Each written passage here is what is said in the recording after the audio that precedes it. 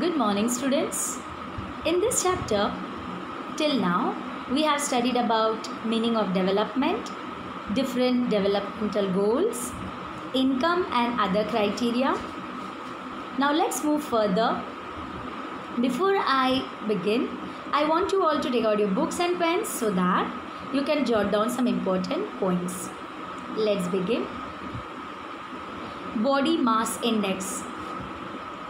Students, do you know what do you mean by body mass index and for what purpose it is used?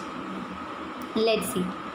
One way to find out if adults are undernourished is to calculate what is called body mass index. Suppose you want to find out whether the person is undernourished. So you need to know how to calculate body mass index. So how to calculate body mass index? Let's see. Take the weight in kg. Then take the height in meters. So we need to know the person's weight in kilograms and his or her height in meters. Point to be noted, students, height in meters, not in centimeters. You need to convert the height from centimeter to meters to find out the body mass index. Divide the weight by the square of the height. Then you need to divide the weight by the square of the height. If this figure is less than 18.5, if this figure means the answer you get after calculating. If it is less than 18.5, then the person would be considered undernourished. Okay, and if the figure is more than 25, then a person is overweight.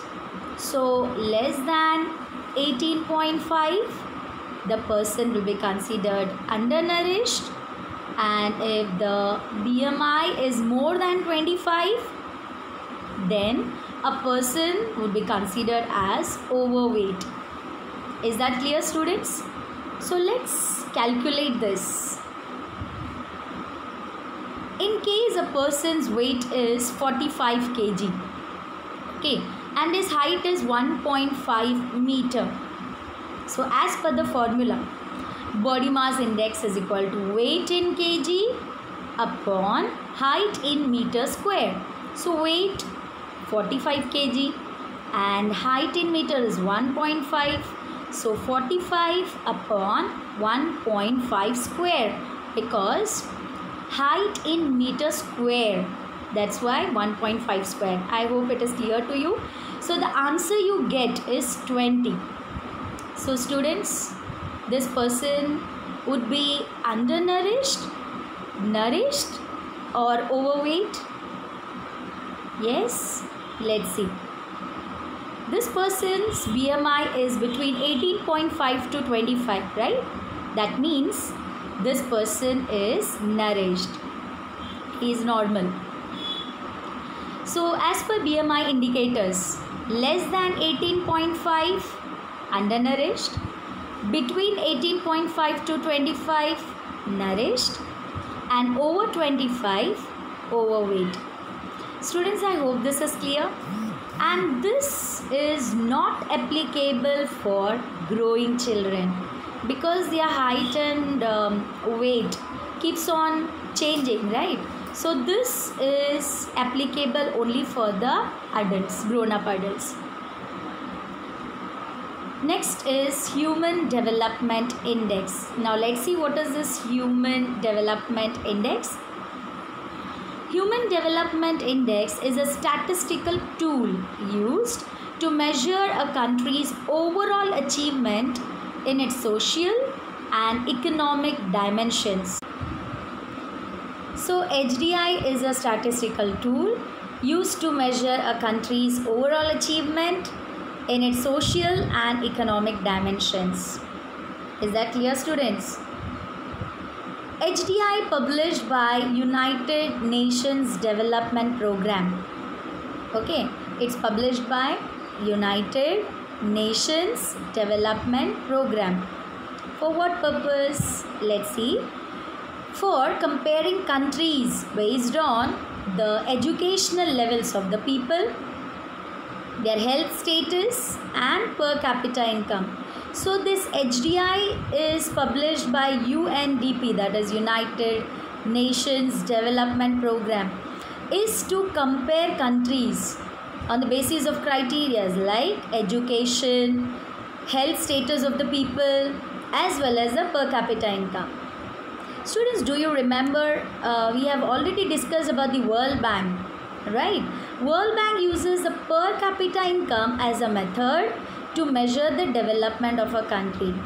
So students, note down the difference. World Bank uses per capita income to measure the development of the country. Okay, and what about UNDP? Yes, UNDP compares countries based on the educational levels of the people, their health status and per capita income. So I hope it's very clear, students.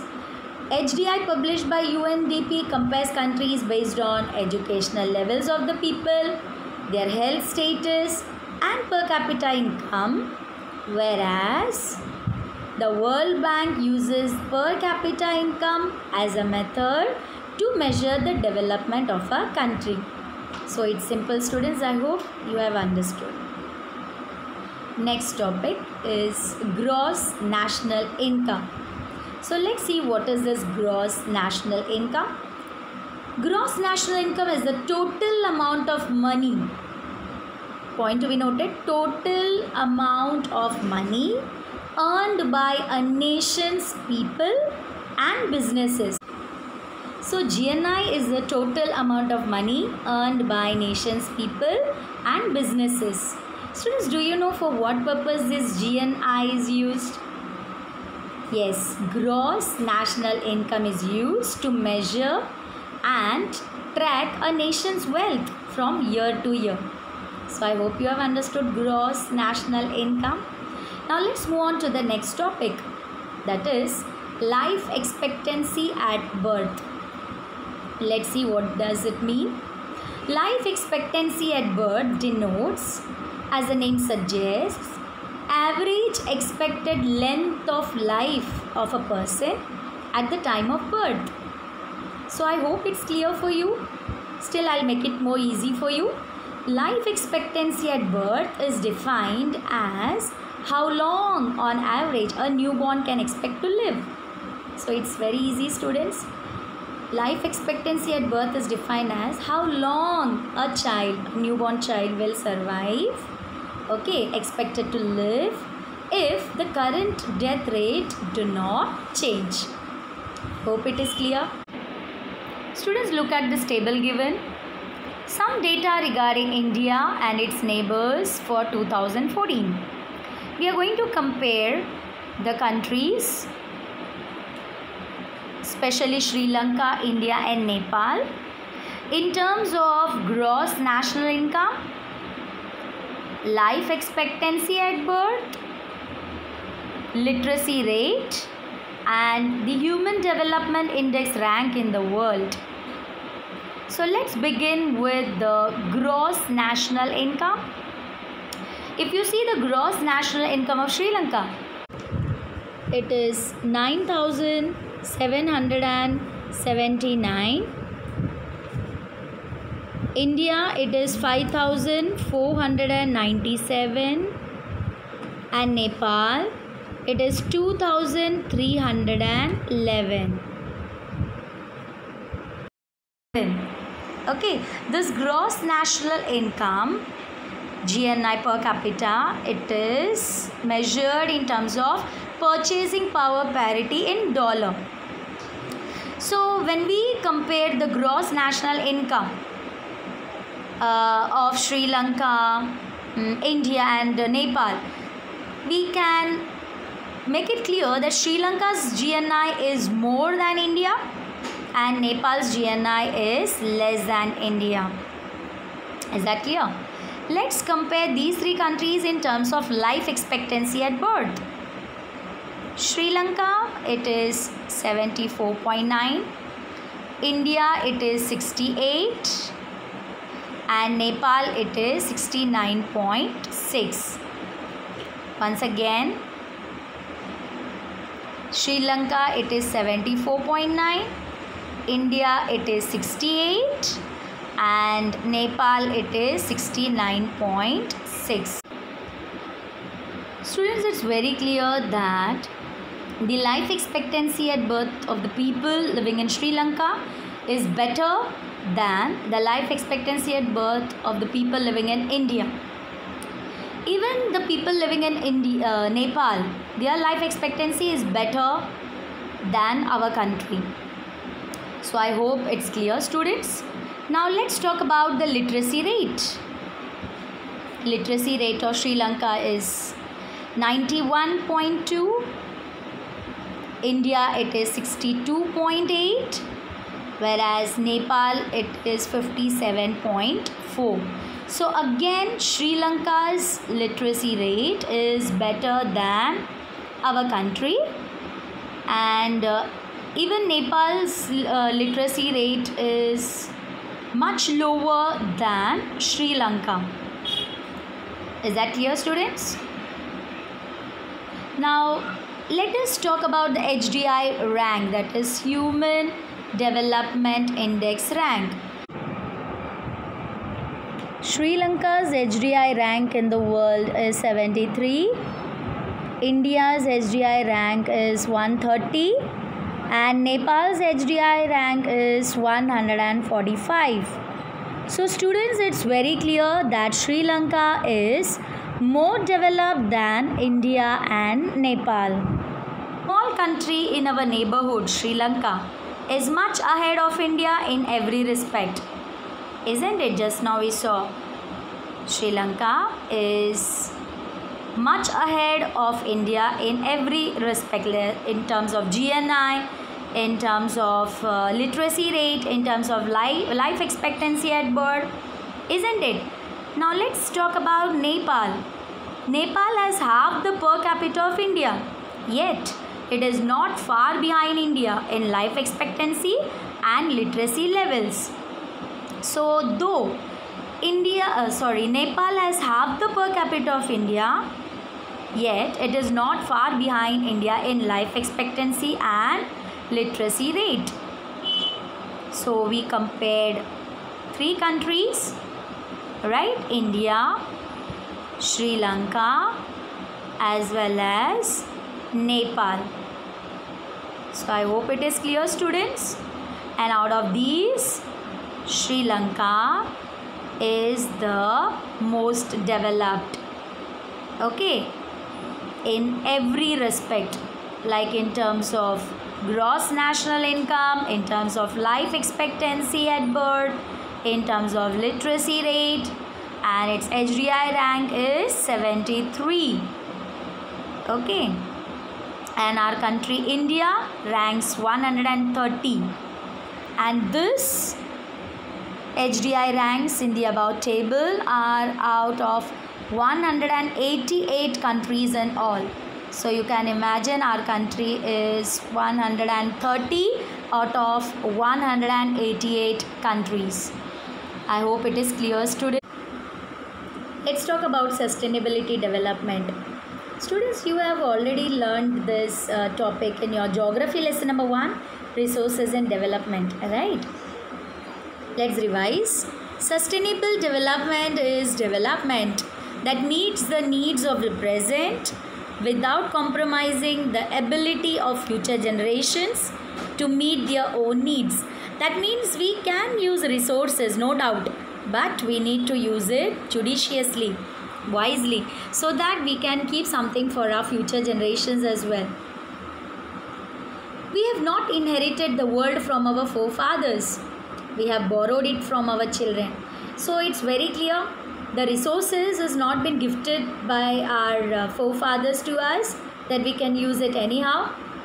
In fact, we have borrowed it from our children, and you know, once we borrow, we need to return it back, right? So the resources that we are using at present, we need to use it wisely. Why? Because we need to keep it safe for our future generations as well.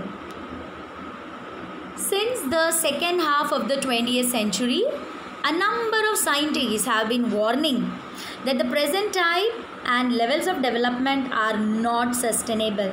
So what's the warning by the most of the scientists? Yes, the development, the present type and the levels of development are not sustainable. They are not long lasting. So one day all the resources will be exhausted, will get depleted. So what's our duty? Our duty is to use the resources wisely. Okay, I hope it's clear, students. Renewable resources like groundwater are replenished by nature. I have already taught you about renewable and non-renewable resources, right? So renewable resources like groundwater can be replenished by nature, can be filled once again. However, even these resources may be overused. So there are chances of getting depleted. Okay, so groundwater, though they are replenished by the nature, but there are chances of getting depleted.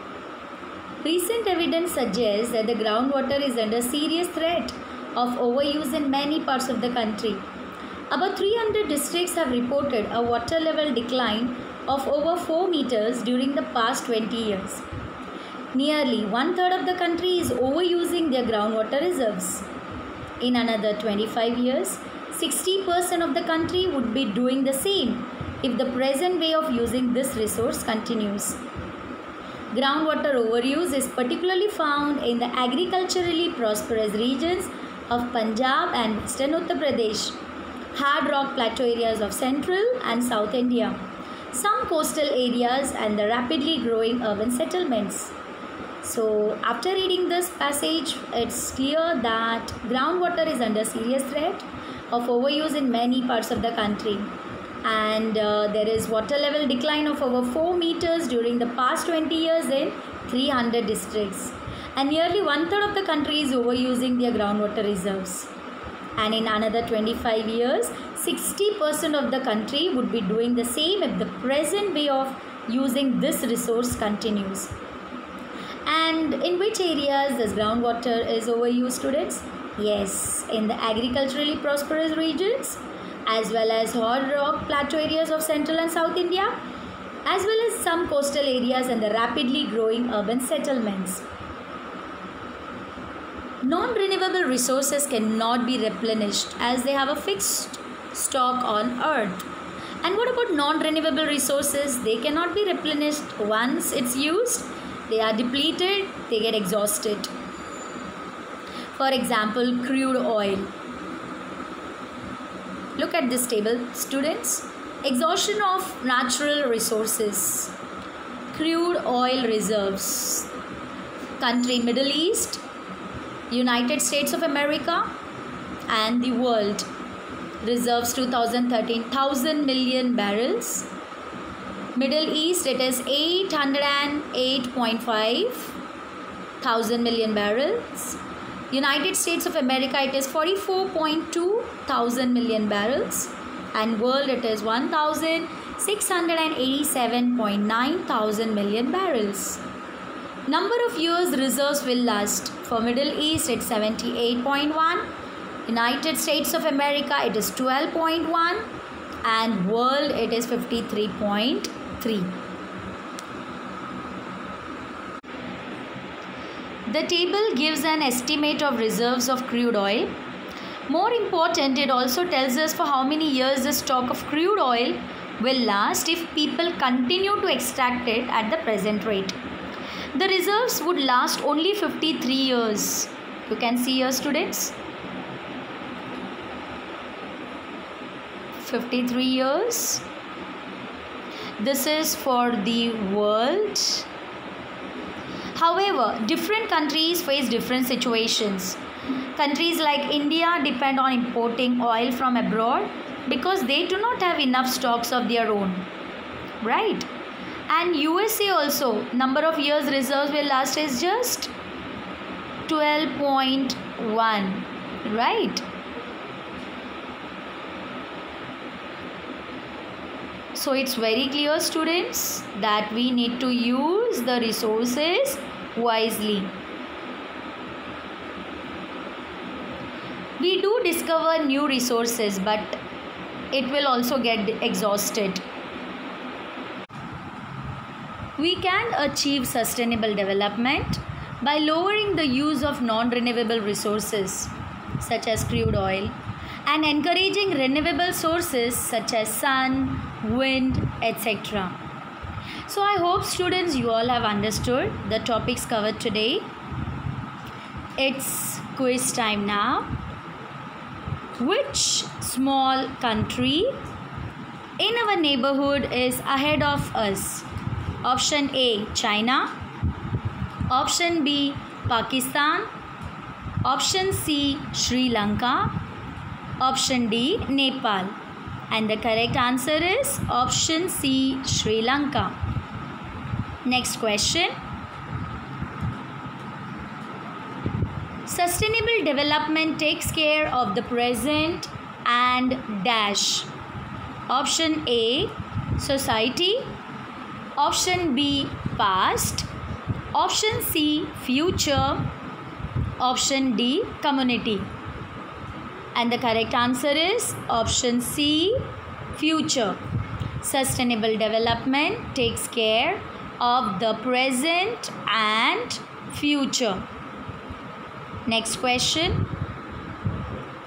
A person is overweight if the body mass index is more than option A, 18, option B, 20, option C, 22, option D, 25. And the correct answer is option D, 25. Let's move on to the next question. Which one of the following has prepared Human Development Report? Option A, UNO. Option B, WHO. Option C, IMF. Option D, UNDP. And the correct answer is option D, UNDP. I hope you have enjoyed this. Now let's do the recap. In this video, we have learned about how to calculate body mass index. We have also learned about the Human Development Index as well as sustainable development. I hope you have understood all the topics covered today. In this slide, I am sharing with you all a link through which you can access the video for the topics covered today. Please do watch this video and don't forget to read your textbook. Meet you in the next video. Till then, bye and take care.